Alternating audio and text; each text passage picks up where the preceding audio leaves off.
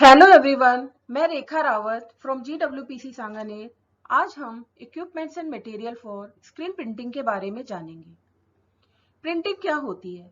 जैसा कि हम सबको पता है कि लोकलाइज्ड डाइंग को हम प्रिंटिंग कहते हैं, यानी कि किसी फैब्रिक पर प्री डिटरमाइंड एरिया में यानी कि डिजाइन के अनुसार कलर को अप्लाई करना प्रिंटिंग कहलाता है। प्रिंटिंग चाहे ब्लॉक प्रिंटिंग हो, रोटरी हो, रोलर हो, चाहे हैंड प्रिंटिंग हो, चाहे फ्लैट बेड हो, किसी भी मेथड से की गई प्रिंटिंग हो, उसमें इक्विपमेंट्स एंड मटेरियल की जरूरत पड़ती है। आज हम equipments and material for screen printing के बारे में जानेंगे। मेनली हम हैंड स्क्रीन प्रिंटिंग के बारे में जानेंगे। हैंड स्क्रीन प्रिंटिंग के अंदर हमें निम्न प्रकार के उपकरणों और मटेरियल की जरूरत पड़ती है, जैसे प्रिंटिंग टेबल है, screen frames, mesh, clamps, squeegee, racks for drying, printing ink और प्रिंटिंग पेस्ट और सेंसिटाइजिंग सॉल्यूशन। यहाँ हमारा इमेज में हमें नजर आ रहा है कि एक फ्रेम है, उसके ऊपर ये स्क्वीजी है, यहाँ पे एक इमेज बनी हुई है और नीचे हमारी ये प्रिंटेड इमेज है। यहाँ पर प्रिंटिंग पेस्ट डाला जाता है और ये फोटो इमल्शन पेस्ट है। Printing table. प्रिंटिंग टेबल बहुत ही आवश्यक उपकरण है हमारा स्क्रीन प्रिंटिंग के लिए। स्क्रीन प्रिंटिंग टेबल को सेट करने के लिए हमें काफी अच्छी जगह की जरूरत पड़ती है, क्योंकि ये टेबल 70 टू 80 फीट लंबी होती है। चूंकि स्क्रीन प्रिंटिंग यूनिट में प्रोडक्टिविटी के अकॉर्डिंग प्रिंटिंग टेबल की आवश्यकता होती है, अतः स्क्रीन प्रिंटिंग यूनिट को स्पेस की आवश्यकता ज्यादा होती है। मान लो किसी यूनिट में बहुत ज्यादा प्रोडक्टिविटी है, प्रोडक्शन बहुत ज्यादा लार्ज स्केल में है, तो वहां पे टेबल्स की संख्या भी ज्यादा होगी, तो उसके अकॉर्डिंग हमें स्पेस की जरूरत भी ज्यादा पड़ेगी। इंडिया में टेबल की लेंथ सामान्यतः 75 टू 80 फीट तक होती है, हाइट 30 टू 36 इंच तक होती है और वेथ उसकी 55 इंच तक होती है। टेबल का जो टॉप होता है वो थोड़ा सा स्लैंट होता है। यहाँ हमारा इमेज में नजर आ रहा है, जो टेबल होती है उसके एक साइड में पूरी पूरी लेंथ में गाइड रेल लगी होती है।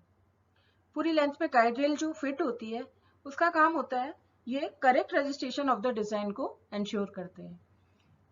इन गाइड रेल्स में पैग्स और ब्रेकेट होते हैं, जिसको कि हम खिसका सकते हैं, और खिसकाने के कारण जैसे हमारे मान लो स्क्रीन की चौड़ाई कम है, ज्यादा है, यानी कि हमारी रिपीट छोटी है, बड़ी है, तो हम इन पैग्स और ब्रैकेट को इस गाइड रेल पे खिसका कर हम हमारे रजिस्ट्रेशन मार्क्स को सेट कर सकते हैं, जिसके अकॉर्डिंग हमारी रिपीट सेट हो जाए। जैसे हमारी ब्लॉक प्रिंटिंग में ब्लॉक्स में रिपीट बनी हुई होती है, रिपीटेशन मार्क्स होते हैं, उसी प्रकार से वो रिपीटेशन मार्क्स हमारे यहाँ पे गाइड रेल में पैक्स और ब्रैकेट के थ्रू हम सेट कर सकते हैं, जिससे हमारी रिपीट सही हो और हमारी प्रिंटिंग सही तरीके से हो।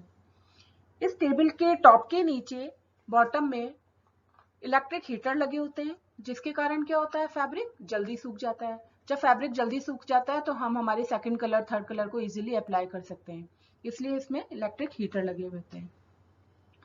स्क्रीन प्रिंटिंग टेबल को बनाने के लिए जो मटेरियल काम में लिया जाता है वो दो प्रकार का होता है, या तो हमारी टेबल वुड की बनी हुई हो या फिर आयरन की बनी हुई हो और साथ में इसका कंक्रीट टॉप। उस पे जो पैडिंग होती है, यानी कि टेबल के ऊपर पे जो पैडिंग होती है वो या तो वैक्स की होती है, यानी कि वैक्स कोटेड होती है ये टेबल, या फिर आयरन की बनी होती है और कंक्रीट टॉप होता है। पहले लकड़ी की टेबल काम में ली जाती थी, लेकिन क्या होता था, मौसम बदलने के कारण, ह्यूमिडिटी के कारण वुड खराब हो जाती थी और टेबल कैसी हो जाती थी, अनइवन हो जाती थी। उसके कारण क्या होता था, हमें प्रिंट इरेगुलर मिलते थे। इसके कारण बाद में मेटल की टेबल काम में आने लग गई, जिसमें कंक्रीट का टॉप लेने लग गए। यदि वुड की टेबल को काम में लेना होता था तो क्या करते थे, सिलेक्शन ऑफ वुड बहुत केयरफुली करते थे। इसमें हम या तो वो टीक या फिर देवदार ऐसे ट्री की वुड को काम में लिया जाता था, ताकि उसमें बैंडिंग कम हो और हमें इवन प्रिंट प्राप्त हो। टेबल की जो टॉप होती थी, पैडिंग होती थी, या तो वो वैक्स की होती थी या वूल फेल्ट की बनी हुई होती थी। जब फेल्ट का यूज किया जाता था टेबल के टॉप पे, जब यहाँ पे हमें फेल्ट का यूज किया जाता था, तो उसमें क्या करते थे, लास्ट में वाटरप्रूफ कवर लगाना पड़ता था, जैसे रेजिन। प्रिंटिंग करते समय फैब्रिक को पहले टेबल पर स्ट्रेच पोजीशन पर लगाया जाता है।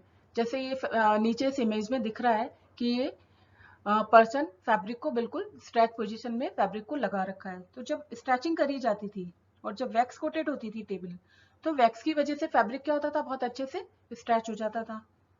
जैसे कि यहाँ नजर आ रहा है कि ये इस इमेज में यह पर्सन, व्यक्ति इसको स्ट्रेच कर रहा है। यहाँ पे हमारी ये फैब्रिक पूरा स्ट्रेच हो गया है। तो जब वैक्स होता था तो आसानी से बिना सल के हमारा फैब्रिक चिपक जाता था, लेकिन जब टेबल टॉप हमारा फेल्ट वाला होता था, जैसे ब्लॉक प्रिंटिंग टेबल का होता है, तो हमें फैब्रिक को टेबल पर स्ट्रेच करने के लिए क्या करना पड़ता था, कोई गमी सब्सटेंस लगाना पड़ता था। ये गमी सब्सटेंस होता था जैसे रबर सॉल्यूशन, डेक्सट्रीन, सेलुलोजिक डेरिवेटिव, एलिजिनेट। इन गमी सब्सटेंस को लगाने के बाद फैब्रिक को स्ट्रेच करना पड़ता था।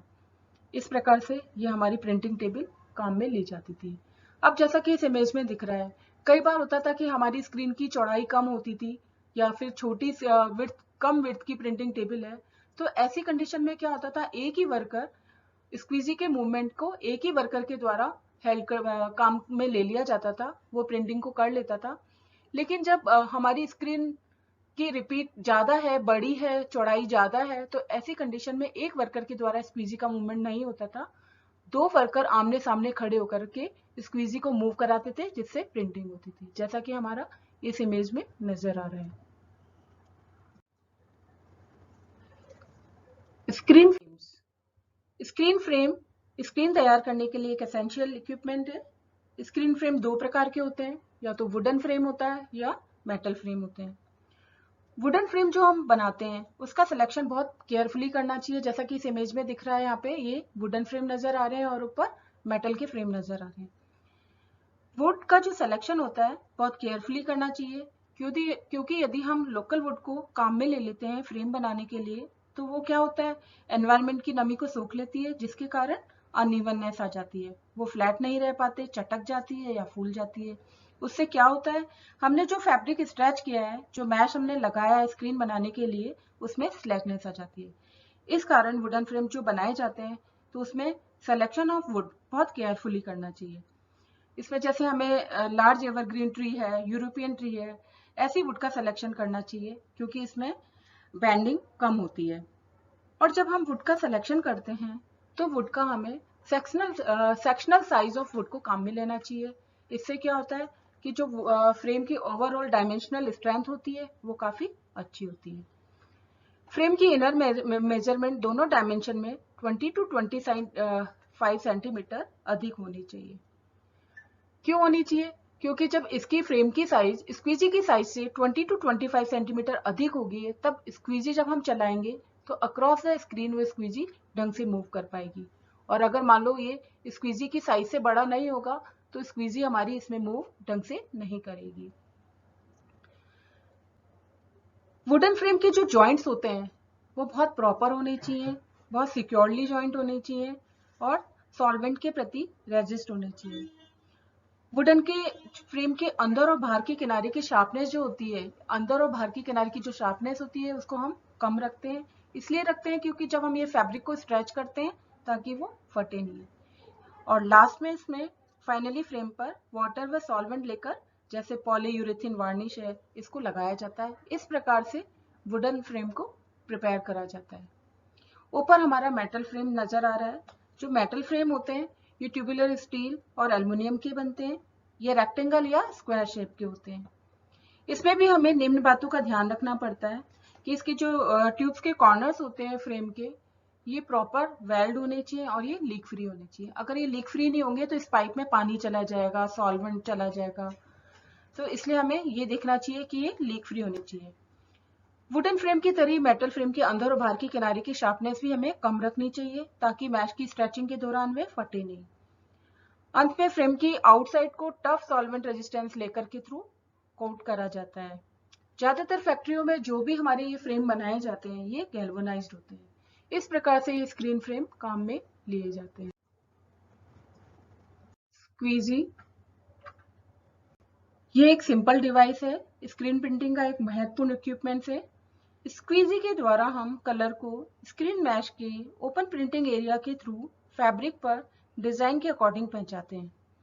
इसके लिए स्क्रीन के एक साइड पे, जैसा कि यहाँ पे हमें इमेज में दिख रहा है, इसके लिए हम क्या करते हैं कि स्क्रीन के एक साइड पर कलर डालते हैं, और यहाँ पे हमने जैसे कलर डाल दिया, तो स्क्रीन की पूरी विड्थ में फिर स्क्वीजी की सहायता से इवन स्ट्रोक लगाते हुए हम इसे फैलाते हैं, जिसके द्वारा हमारी प्रॉपर प्रिंटिंग हो जाती है। स्क्वीजी जो है इसके दो पार्ट होते हैं, जैसा कि यहाँ नजर आ रहा है। ऊपर वाले पार्ट को हम ब्लेड होल्डर बोलते हैं, नीचे वाले पार्ट को हम ब्लेड बोलते हैं, जैसा कि यहाँ नजर आ रहा है ब्लेड। ब्लेड के अकॉर्डिंग स्क्वीजी दो प्रकार की होती है, या तो वो एंटायरली ऑफ वुड यानी कि पूरी वुड की बनी हुई हो, या फिर हैंड रबर स्क्वीजी या सिंथेटिक स्क्वीजी। जो सिंथेटिक स्क्वीजी होती है उसका सिंथेटिक कंपोजिशन होता है, यानी कि या तो वो नियोप्रीन की बनी होती है, वल्कोलैन है, पॉलीयूरेथीन है, इनकी बनी होती है। जो सिंथेटिक ब्लेड होती है वो तीन तरीके की होती है, या तो सॉफ्ट, मीडियम और हार्ड। स्क्वीजी जो होती है वो डिफरेंट डिफरेंट साइज की होती है, जैसा कि इस इमेज में भी हमें नजर आ रहा है कि स्क्वीजी की साइज डिफरेंट डिफरेंट है। स्क्वीजी को जब हम काम में ले लेते हैं उसके बाद इसको प्रिंटिंग के बाद इसको साफ करके रखना चाहिए, क्लीन करके रखना चाहिए। हमारी डिजाइन के अनुसार स्क्वीजी का सिलेक्शन होता है, जैसे कि फाइन लाइन पैटर्न होती है और लाइट वेट फैब्रिक है, तो हमें कैसी स्क्वीजी की जरूरत पड़ेगी, फाइन और हार्ड रबर स्क्वीजी की। लेकिन अगर मान लो हमारी डिजाइन बिल्कुल लो डिटेल डिजाइन है, बहुत ज्यादा उसमें बारीकियां नहीं है, कॉर्सर फैब्रिक है, तो ऐसी कंडीशन में हमें कैसी स्क्वीजी की जरूरत पड़ेगी, ब्लंट स्क्वीजी की जरूरत पड़ेगी।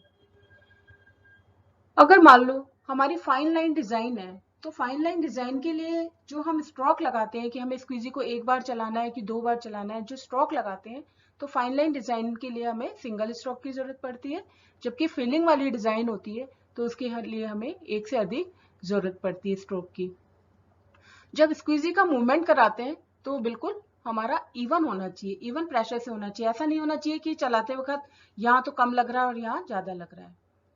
स्क्वीजी जैसा कि यहाँ पे हमारा इसमें नजर आ रहा है कि इसमें हमें मोशन दिखाया गया है कि स्क्वीजी का मोशन कितने प्रकार का होता है। मोशन जो होता है स्क्वीजी का दो प्रकार से होता है, या तो हैंड बाय हैंड कि हम हैंड के थ्रू चला रहे हैं, जैसा कि हमारा हैंड स्क्रीन प्रिंटिंग में होता है कि हम हैंड के थ्रू ही उसको स्क्वीजी को मूव कराते हैं।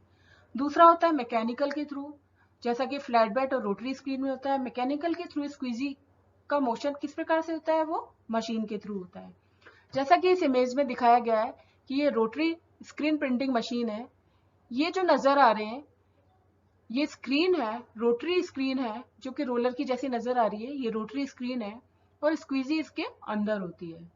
जैसा कि इस वाले इमेज में नजर आ रहा है कि ये रोटरी स्क्रीन है, यहाँ से इसमें कलर आ रहा है और स्क्वीजी इसके अंदर होती है। और नीचे यहाँ नजर आ रहा है ये फ्लैट बेड है, flat bed screen printing machine है, इसके अंदर ये फ्लैट स्क्रीन होती है और यहाँ पे ये स्क्वीजी है। जैसा कि इसमें नजर आ रहा है ये flat bed textile printing machine है, जिसमें कि ये स्क्रीन है और ये स्क्वीजी है। इनमें जो स्क्वीजी का मूवमेंट होता है वो मैकेनिकल होता है। Thank you.